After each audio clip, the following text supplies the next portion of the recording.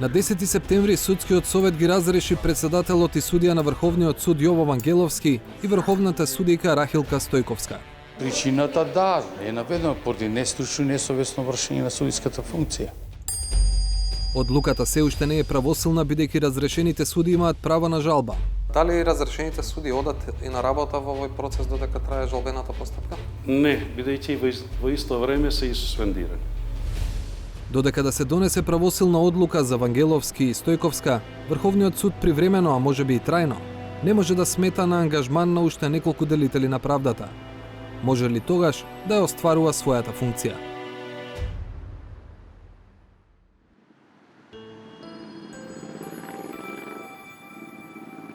За разлика од пониските судови, Врховниот суд според закон има повеќе надлежности. Освен што решава по предмети, надлежен и за вонредни правни лекови, судирна надлежности, судење во разумен рок.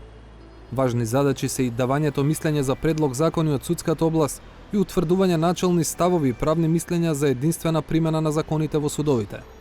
Овие мислења и ставови се носат на општа седница на која присуствуваат сите судии. Според систематизацијата на Врховниот суд, во оваа сала би требало да седат 25 суди. Но како што може да се види покрај значителен дел од микрофонските единици, недостасува и подпис кој судија седи на тоа место. Причината е едноставна. Врховниот суд има сериозен недостаток на судии.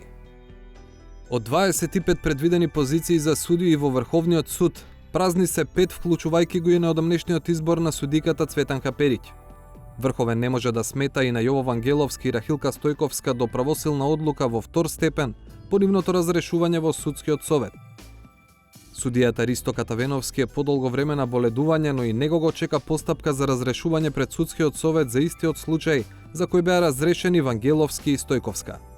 Со оглед на тоа дека привремено некои судии се и службено отсутни, тоа значи дека во моментов на место 25 Врховен има на располагање вкупно 15 судии, или 60% од предвидениот капацитет.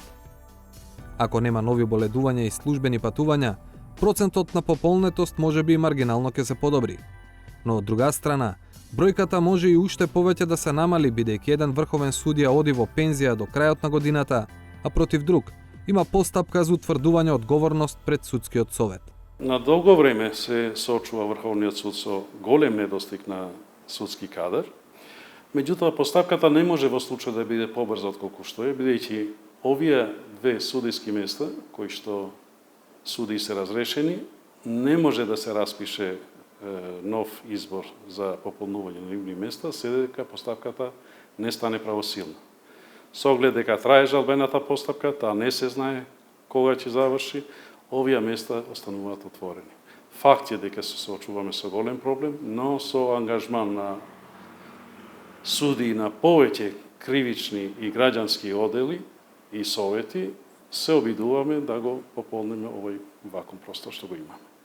А жалбената постапка за Вангеловски и Стојковска според закон ќе ја води совет токму во Врховниот суд. Се чека од судскиот совет да ги прати жалбите. Во жалбениот совет на Врховниот суд учествуваат 9 суди. Составот е следен. По законот тројца суди секогаш се од Врховниот суд во жалбена постапка. 4 судии се по еден судија од секоја апелационо подрачје, значи 4 и 3 7, и 2 суди се суди од судот од кај што потекнува жалителот. Што значи во конкретниот случај ќе имаме 5 суди од Врховниот суд. Го прашавме Арслани дали може да се очекува фер постапка ако мнозинството во жалбениот совет се поранешни колеги на судиите, за кои треба да се одлучи дали ќе бидат разрешени. Значи, законот е таков, судиите одлучуваат врз основа на устав и закон и врз основа на доказите кои што ќе ги најдат во предметот. Врз основа на тие докази сметам дека ќе биде соодветна и одлуката. Дека се уште не може да се распише оглас за местата на Вангеловски и Стојковска објасни и од судскиот совет, но таму подсетија дека неодамна распиша оглас за избор на врховни судии, иако не добивме прецизен одговор. Кога според процедурата тие би стапиле на функција. Судскиот совет на РСМ на 26 септември 2019 година донесе одлука за распишување оглас за избор на тројца судии на Врховниот суд, од кои 2 од кривична област и 1 од граѓанска област. Имајќи ги предвид законските процедури, а особено роковите предвидени со нив, објективно очекуваме избраните кандидати да започнат со работа што е можно побрзо. ВД председателот на Врховниот суд Фајк Арслани сепак смета дека судскиот совет често не води сметка на времено да избира врховни судии, особено кога се очекува одлив со пензионирање.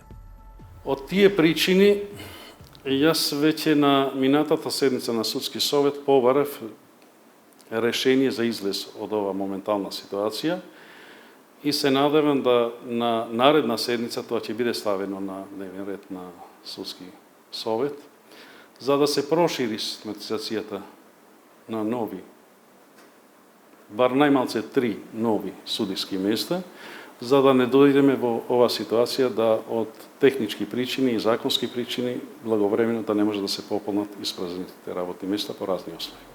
Од Судскиот совет ја потврди иницијативата, но не го открија и ставот за ова прашање, бидејќи како што велат, треба да се изработи анализа за евентуално проширување на систематизацијата за бројот на судии. Од оваа анализа и со претходна расправа во Судскиот совет треба да се утврдат реалните потреби на Врховниот суд во врска со проширувањето на систематизацијата за бројот на судиите. Додека да се решат овие проблеми, како што вели и ВД председателот Фајк Арслани, на Врховниот суд му останува да се снаоѓа. Па така, на пример, во Кривичниот совет на судот, кој е јавно најекспониран, се уште е судијата Ристо Катовеновски, за кого се очекува разрешување затоа што заедно со Јово Вангеловски и Рахилка Стојковска гласаше за укинување на притворот на Сеат Кочан, со што овозможија тој да се врати од бегство. Покрај Катавеновски, во Кривичниот совет е и ВД председателот Фајк Арслани, како и судиите Джемали Сеити, Снежана Бајлозова и Африн Фидани.